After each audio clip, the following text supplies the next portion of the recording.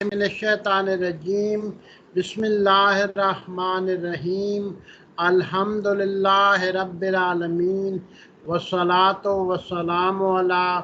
सय्यदिल अंबिया वल मुरसलीन व अला आलिहि तय्यबीन अत्ताहिरीन अल मासूमीन व लानतुल्लाहि अला आदाइहिम अजमईन मिनल आन इला क़ियाम यौमिद्दीन। अम्मा बाद, आज का तफसीर का ये लेक्चर सूरह हमद की तीसरी आयत अर्रहमान अर्रहीम की तफसीर के बारे में है कि सूरह हमद में दो जगहों पे वो अर्रहमान और अर्रहीम के लफ्ज़ आए हैं कि एक पहली आयत यानी बिस्मिल्लाहिर्रहमानिर्रहीम के में शामिल हो के अर्रहमान रहीम का ज़िक्र हुआ है, और एक तीसरी आयत कि जिसमें अलहदा तौर पे और अलग करके सिर्फ अर्रहमान रहीम का ज़िक्र हुआ है। तो यहाँ पे जो अर्रहमान रहीम का जो मतलब है कि जर्नल मतलब तो वही बनता है जो कि बिस्मिल्लाहिर्रहमानिर्रहीम में है, लेकिन थोड़ा सा लतीफ़ इशारे के एतबार से दोनों जगहों पे इन लफ्ज़ों के इस्तेमाल में फ़र्क भी है, जिसका हम ज़रा बाद में ज़िक्र करेंगे। तो सबसे पहले आते हैं कि अर्रहमानिर्रहीम का क्या मतलब बनता है। तो अल्लाह ताला की रहमत जो है वो सबसे वसी है कि जिसके बारे में अल्लाह ताला इरशाद फरमाते हैं कि और दुआओं में भी जिसके बारे में इरशाद होता है मसलन दुआ कुमैल में कि वासात रहमत हो कुल्ले शैइन, कि उसकी रहमत जो है वो हर चीज़ से ज़्यादा वो वसी है। और फिर कुरान में इरशाद होता है कि अल्लाह ने अपने ऊपर रहमत को वाजिब करार दिया है, यानी अपने लिए रहमत को लाजमी करार दिया है। तो अल्लाह ताला की तरफ से ये जो रहमत वासिया है और जो कि अल्लाह ताला की अमूमी रहमत है, इसको रहमत रहमानिया कहते हैं। और इसके लिए अल्लाह ताला का जो इस्माए हुस्ना में से इस्माए हुस्ना इस्तेमाल होता है उसको अर्रहमान कहते हैं। यानी इस दुनिया में कि जब इंसान और बाकी मौजूदात आए हुए हैं तो वो नहीं है, और वो सिर्फ किसी हादसे की वजह से या जो फिज़िकल अवामिल हैं, जो फिज़िकल फिनोमिना हैं, ये जो फिज़िकल थिंग्स हैं, उनके तसलसल में नहीं आए, बल्कि वो अल्लाह की रहमत के साए में हैं। अल्लाह की रहमत की वजह से उनका वजूद हुआ है, और अल्लाह की रहमत के साथ ही उनकी ज़िंदगी गुज़र रही है। तो इस तरह के अर्रहमान अर्रहीम का तज़किरा करके अल्लाह ताला ने पूरी इंसानियत के लिए कि अपनी एक रहमत के सहारे का ज़िक्र किया है कि इंसान इस दुनिया में, इस कायनात में बेवारिस नहीं है, अकेला नहीं है, कि किसी तरबियत करने वाले, किसी मुदब्बिर के बग़ैर नहीं है, कि ये नहीं है कि उसका कोई ख्याल करने वाला नहीं है, बल्कि एक ज़ात है जो बहुत ज़्यादा रहमत करने वाली, जो बहुत ज़्यादा मोहब्बत करने वाली है, कि कई माओं से ज़्यादा उसकी मोहब्बत जो है वो इंसान के लिए है, कि उसकी रहमत हर वक्त इंसान की ज़िंदगी में उसके शामिल हाल होती है। तो ये पूरी इंसानी ज़िंदगी को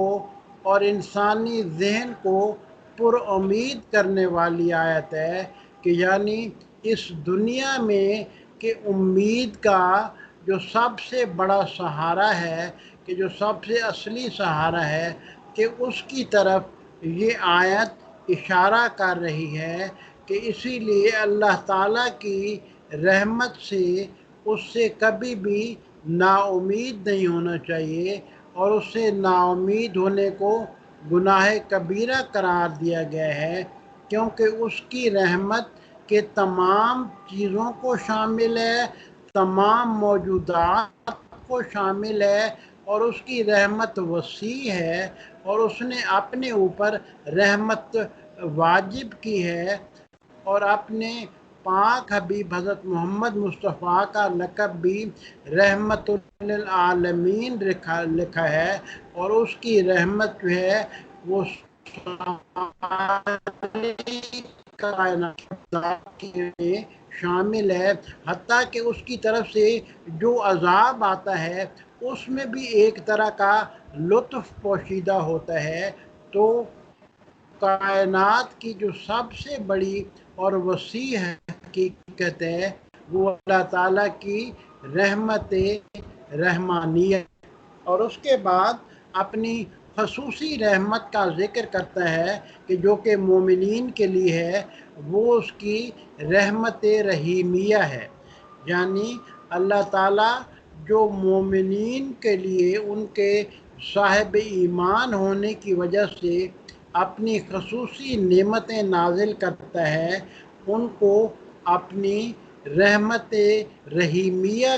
کے لقب سے موسوم کرتا ہے، اور قرآن میں جو اسماء حسنہ اس کے لیے استعمال ہوا ہے وہ الرحیم کا لفظ ہے۔ تو اللہ تعالیٰ کی یہ آیت کہ اس میں دو دلیلیں دی گئی ہیں، کہ ان دونوں دلیلوں میں کہ دونوں دلیلوں کی وجہ سے کہ اس کی رحمت واسعہ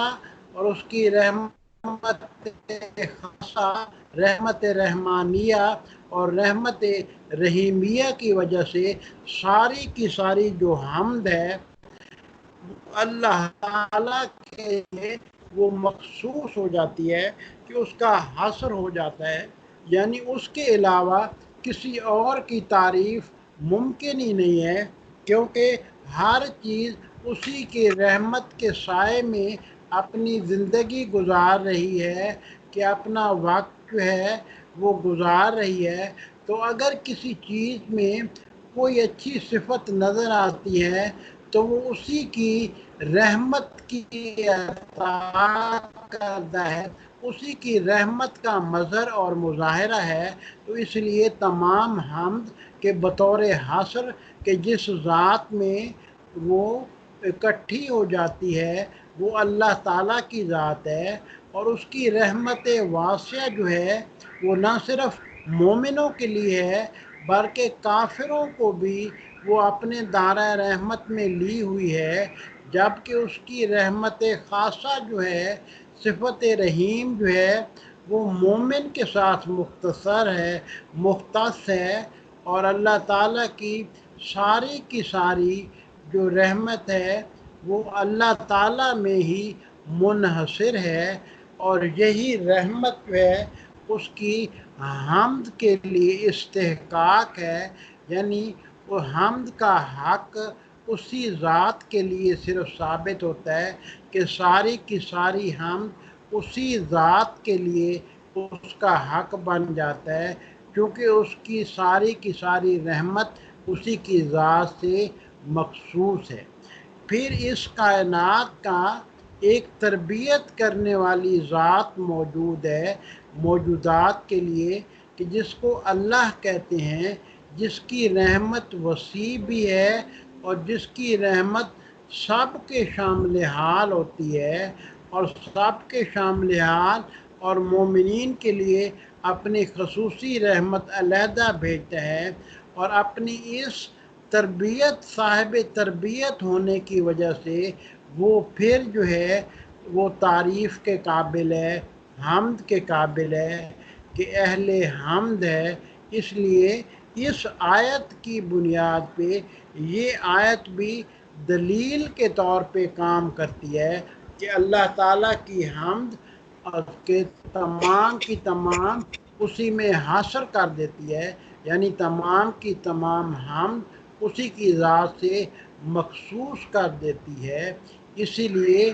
یہ آیت سے اپنے سے پہلے والی آیت سے وہ استفادہ لیتی ہے کہ الحمدللہ رب العالمین، کہ تمام حمد رب العالمین کے لیے ہے، جہانوں کے پروردگار کے لیے ہے۔ تو اختصاص حمد کا اللہ کے ساتھ مخصوص ہونا، اس کے لیے یہ الرحمن اور رحیم والی آیت دو دلیلیں لے کے آتی ہے کہ یہ دلیلیں کہ ایک اس کی صفت رحمان کی دلیل ہے اور ایک اس کی رحمت رحیمیہ کی دلیل ہے، کہ یہ دلیلیں پھر دوبارہ یہ ثابت کرتی ہیں کہ ساری کی ساری حمد وہ اللہ کی ذات سے ہی مخصوص ہے، اور ربوبیت جو ہے مطلق ربوبیت وہ بھی اسی کی ذات کے ساتھ ہی مخصوص ہے، کہ تربیت جو رب کا مطلق ہونا کہ وہ صرف اسی کی ذات کے ساتھ ہی مخصوص ہے، اور حمد کا بھی وہ کل کا کل حاصل اسی کے ذات کے ساتھ مخصوص ہو جاتا ہے۔ تو یہ آیت جو ہے الرحمن الرحیم، یہ دو دلیلوں کے طور پہ ان دو حقائق کا اثبات کرتی ہے کہ پہلی حقیقت یہ ہے کہ ربوبیت مطلقہ، کہ کل کی کل ربوبیت جو ہے وہ ذات باری تعالیٰ اللہ تعالیٰ کے ساتھ مخصوص ہے، اور کل کی کل حمد یعنی دوسری دلیل جو ہے کہ کل کی کل حمد جو ہے وہ بھی ذات باری تعالیٰ کے ساتھ مخصوص ہے۔ تو یہ دو صفتیں کہ اللہ تعالیٰ کی ربوبیت کو اس کو وہ بیان کرتی ہیں، اس کی حمد کو بیان کرتی ہیں کہ اس کی حمد کیونکہ اس کی ذات کے ساتھ مخصوص ہے، اور اس کی دلیل یہ ہے کہ اس کی رحمت جو ہے وہ تمام موجودات کے لیے ہے، کہ یعنی وہ رحمان جو ہے وہ محمود رحمان ہے، کہ وہ ایسا رحمان ہے کہ حمد بھی اسی کے ذات مخصوص ہے، اور وہ رحیم معبود ہے، کہ رحیم معبود ہے، یعنی اللہ سبحانہ کی یہ صفات جمالیہ ان کو کہتے ہیں، کہ دو صفات جمالیہ کا بیان ہوا ہے، اور یہ دونوں استحقاق کو ثابت کرتی ہیں جو کہ اس کی حمد کے ساتھ مخصوص ہو جاتا ہے۔ کہ رب کا لفظ جو ہے وہ قرآن میں دو معنوں میں استعمال ہوا ہے، کہ ایک وہ رب ہوتے ہیں یا وہ مطلق رب ہے کہ جو علم عدل اور رحمت سے جس کا تعلق ہے، کہ اس کے لیے بھی لفظ رب استعمال ہوا ہے، اور بعض لوگوں نے اپنی جہالت اور ظلم کے ساتھ بھی اپنے لیے لفظ رب استعمال کیا ہے۔ تو قرآن ایک ربوبیت محمودہ بیان کرتا ہے، یعنی وہ ربوبیت کہ جو کہ تعریف کے قابل ہے، اور دوسری قسم کی ربوبیت مذمومہ، یعنی وہ ربوبیت جو کہ مذمت اور جو کہ ظلم کی بنیاد پہ ہے، اس کا بھی تذکرہ کرتا ہے۔ مثلا بعض لوگوں نے رب ہونے کا دعویٰ کیا تو اس کے بارے میں بھی آیات آتی ہیں۔ تو اللہ تعالیٰ کے لیے جو ربوبیت ہے، جو قرآن جس کا ذکر کرتا ہے، وہ اس کے علم عدل اور رحمت کے ساتھ اس کی صفات جمالیہ کے ساتھ اس کا ذکر کرتا ہے، کہ اللہ تعالیٰ کا رب ہونا، اس کا ساری کائنات کا تربیت کرنے والا مربی ہونا، کہ اس کی رحمت واسعہ اور مطلقہ یعنی رحمت رحمانیہ اور رحمت رحیمیہ کی وجہ سے ہے۔ اور یہ اس طرح دو طرح کی ربوبیت کو قرآن میں بیان کیا گیا۔ مثلا اللہ تعالیٰ کے لیے جس ربوبیت کو بیان کیا گیا ہے تو اس میں ارشاد ہوتا ہے ولا یظلم ربوں کا احدن، کہ آپ کا رب کسی پر بھی ظلم نہیں کرتا، وما ربوں کا بظلام للعبید، کہ تمہارا رب کہ اپنے بندوں کے لیے ظلم کرنے والا نہیں ہے۔ تو اس عالم کا تدبیر کرنے والا، اس کائنات کا تدبیر کرنے والا وہ رحمان اور رحیم ذات ہے، اور رحمت واسعہ کا مالک ہے، اور اس کی ربوبیت اور تدبیر کی اساس جو ہے وہ رحمت پہ ہے۔ تو جو کوئی بھی اگر اپنے معاشرے یا کچھ انسانوں کی وہ تربیت کرے یا ان کے لیے تدبیر کرے تو اسے چاہیے کہ وہ رحمت کی بنیاد پہ ہی، کہ اللہ تعالیٰ کی اس رحمت سے استفادہ کرتے ہوئے کہ ان کے لیے کوئی نظام ترتیب دے، کہ ان کے لیے کوئی پروگرام بنائے۔ تو ہر تدبیر کرنے والا، کہ ہر جو ہے وہ تربیت کرنے والا، اس کے لیے قرآن یہ اصول دے رہا ہے کہ تربیت اور تدبیر کو وہ رحمت کے اساس پہ، کہ محبت کی اساس پہ قائم کیا جائے، اور ظلم کی اساس پہ کہ کسی کے وہ امور کی تدبیر نہ کی جائے، چاہے وہ ایک انسان ہو یا چاہے وہ پورا معاشرہ ہو یا چاہے وہ ایک گروہ ہو، کہ اس کے بارے میں جو تدبیر کرنے والے لوگ ہوں تو وہ ہمیشہ محبت اور رحمت کی بنیاد پہ اللہ تعالیٰ کی ربوبیت محمودہ اور اس کی ربوبیت ممدوحہ سے فائدہ اور استفادہ کرتے ہوئے اور تعلق پیدا کرتے ہوئے کہ محبت اور رحمت کی بنیاد پہ اپنے پروگرام وہ ترتیب دیا کریں۔ اور اسی طرح کہ قرآن نے وہ جو دوسری قسم کی ربوبیت ہے، کہ جو بعض ظالم لوگوں نے کہ رب ہونے کا دعویٰ کیا، جیسے فرعون نے بنی اسرائیل میں اپنا اعلان کیا کہ انا ربکم الاعلیٰ، کہ میں تمہارا سب سے بڑا رب ہوں، نعوذ باللہ۔ تو یہ اس کی قابل مذمت ربوبیت ہے جس کا وہ دعویٰ کر رہا ہے۔ یا حضرت یوسف علیہ السلام کا یہ کہنا کہ اذکرنی عند ربک کا، کہ وہ لوگ اپنے بادشاہ کو اپنا رب کہتے تھے، کہ وہ لوگ اپنے بادشاہ کو اذکرنی عند ربک کا، کہ اپنے بادشاہ کے پاس میرا ذکر کرنا۔ تو اسی طرح اللہ تعالیٰ کا یہ فرمانا فَأَنْسَاهُ الشَّيْطَانَ ذِكْرَ رَبِّهِ، تو یہاں پہ وہ ربوبیت مذمومہ کو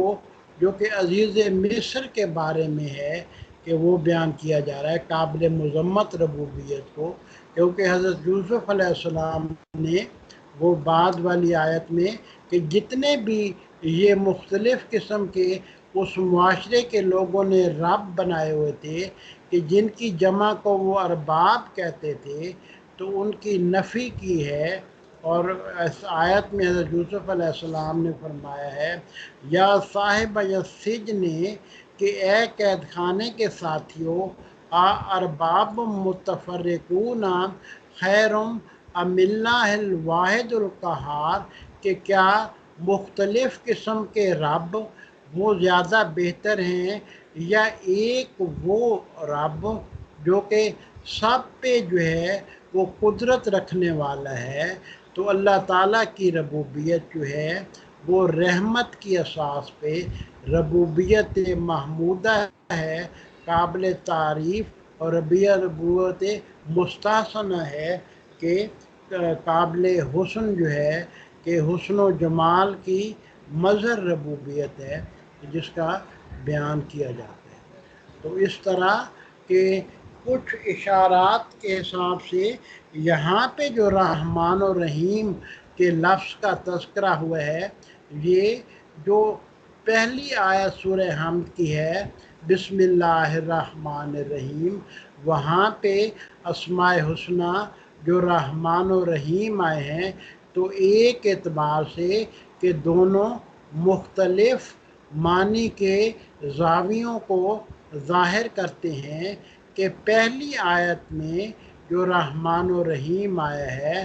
وہ اللہ تعالیٰ کی ربوبیت کو وہ کہ افتتاح کے عنوان سے وہ بیان کر رہا ہے کہ جس سے کہ چیزوں کا آغاز یعنی ہر چیز کا سرنامہ آغاز جو ہے وہ ذات خدا کی رحمت ہے کہ ذات خدا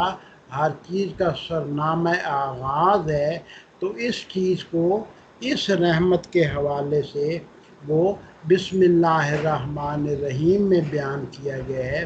جبکہ اس آیت میں جو لفظ رحمان و رحیم آیا ہے تو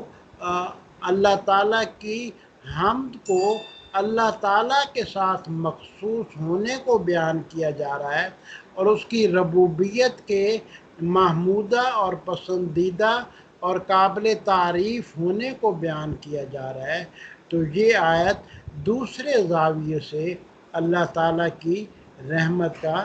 بیان کر رہی ہے، اور یہ ایک لطیف سا نقطہ ہے کہ یہ دو براہین ہیں، دو دلائل ہیں اللہ تعالیٰ کے اسماء حسنہ کے، کہ اللہ تعالیٰ کا اسماء حسنہ جو اللہ اور رب ہے تو ان کے لیے دلائل کے طور پہ دو دوسرے اسماء حسنہ آئے ہیں کہ الرحمن اور رحیم، اور یہ دونوں اس کی حمد کے حاصل پہ اور اس کی ربوبیت کے وہ واضح اور مطلقہ ہونے پہ اور ممدوح ہونے پہ وہ اعلان کرتی ہیں، اور اس طرح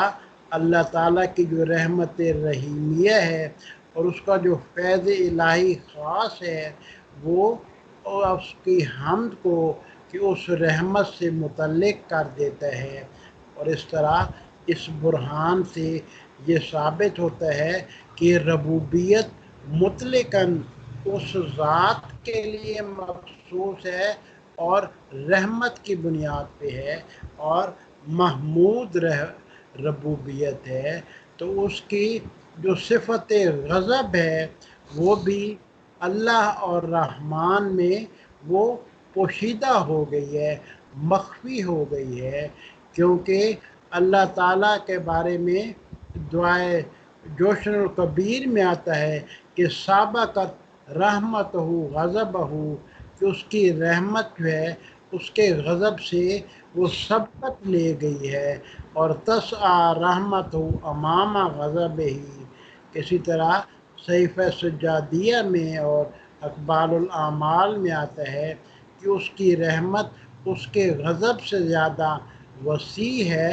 تو اللہ تعالیٰ کی جو صفت غضب ہے وہ اللہ تعالیٰ کے اسم اللہ میں مستتر اور پوشیدہ ہو گئی ہے اور مخفی ہو گئی ہے، اور اس کی جو صفت رحمان ہے وہ مشہور ہو گئی ہے، اور یہ جو مخفی ہونا ہے صفت غضب کا اسی وجہ سے کہ آخری آیت میں المغضوب علیہم کے فعل مجہول کی شکل میں آیا ہے، یعنی صفت صیغہ معلوم کی شکل میں نہیں آیا، کہ مثلا غضبت علیہم نہیں آیا کہ اللہ تعالیٰ ان پہ